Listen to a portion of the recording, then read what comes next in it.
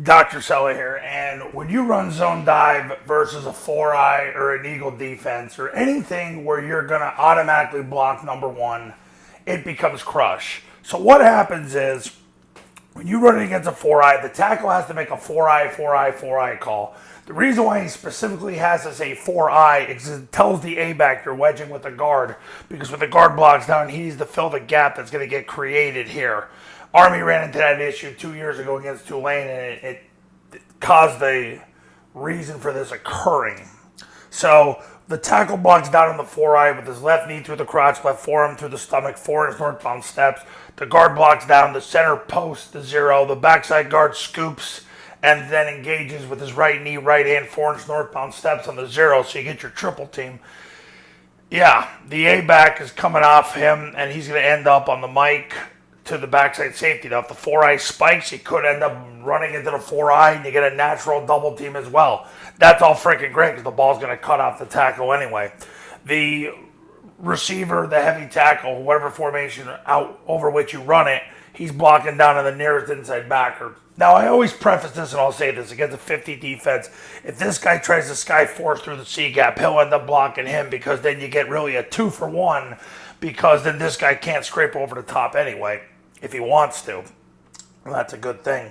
But you need, but the four eye call is important because it's going to tell the quarterback, now you got to read number two. Because if number two takes the dive, you're going to pull it and go, and the A-back's going to run the pitch and then get his left knee through the crotch of the corner.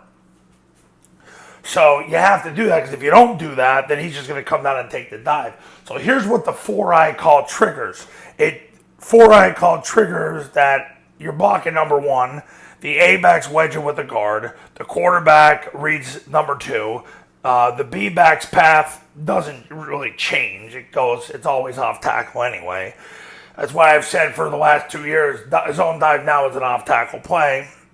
The A-back now runs the pitch and blocks. So there's a lot of things that come into play with that four eye call. That's why it's so important to make it. So your zone dive versus a four eye equals crush, but you can't just make a crush call, because it doesn't tell the A back where to go. Four eye tells the A back where to go, and it's a stimulus response for everybody else to say, okay, we're running crush now. Now, against an eagle defense, anytime number one is off the ball, now the receiver or the heavy tackle would make a crush call, because he's basically telling the quarterback, hey, I'm blocking number one, so you got to read number two. You have to do that, because if two came down and took the dive, you can't account for them. And like I say in every zone dive video, in college, number two never takes the dive. Colleges aren't stupid enough to do that. In high school, a lot of these high school number twos or coaches, they'll just tell them to take the dive, which, all right, you do you, man. But anyway, you have to be prepared for that. Army and Air Force have it built in just in case, but they never have to use it. You probably will have to use it. So if the receiver's blocking number one, he's got to make a crush call, because that tells the quarterback you got to read two. It tells the backside A back, hey, you got to get your left knee through the crotch of the corner now after you run the pitch.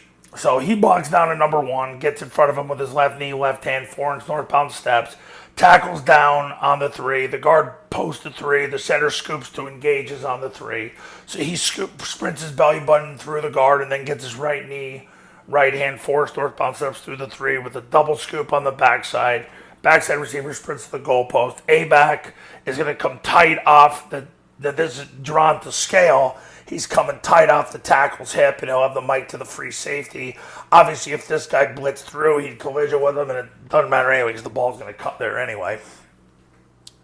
So then what happens is basically the quarterback takes a snap, jumps in the gap, points the ball. The B sprints through the ball, sprints through the play side hip of the receiver, sprints through the receiver, because it is crushed now, sprints through the end zone. Two takes the dive, quarterback pulls it and gets around the A-back. So that's why he's got to make a crush call if he blocks number one. Anytime you block number one on zone dive, you have to make a call that you're running crush. And it's pre-snap. Post-snap, obviously, well, no, of course not. That'd be stupid. But anyway, so against an eagle, you're running crush. Against a 4-eye, you're running crush. He's got to make a 4-eye call because that distinguishes that now he's wedging with the guard. The 4-eye becomes crush for the quarterback and the backside A-back. So you make sure you do these two things in 2022, and I'm going to be doing this tomorrow. Our first triple option football academy camps tomorrow, I'm going to be in 3 time zones this summer doing this. If you are ready to win, give me a call. My number's on the thumbnail of this video, so is my website. I'll talk to you soon.